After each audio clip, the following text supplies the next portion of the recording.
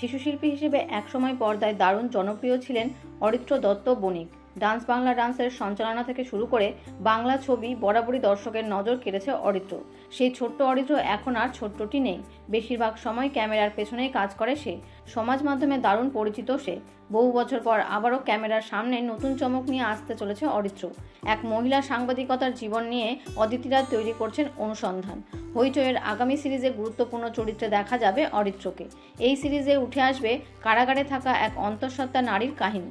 মুখ্য চরিত্রে থাকছেন শুভশ্রী গঙ্গোপাধ্যায়। পুজোর আগেই মুক্তি পেতে চলেছে এই সিরিজ। দর্শকেরা এতদিন অরিত্রকে ফাজিল ছেলে হিসেবেই পর্দায় দেখেছেন, তবে এবার পুরোপুরি অন্য ধরনের একটা চরিত্রে নিজেকে ফুটিয়ে তোলার সুযোগ পেয়েছে অরিত্র। অভিনেতা হিসেবে এমনই এক চরিত্রের অপেক্ষায় ছিলেন তিনি।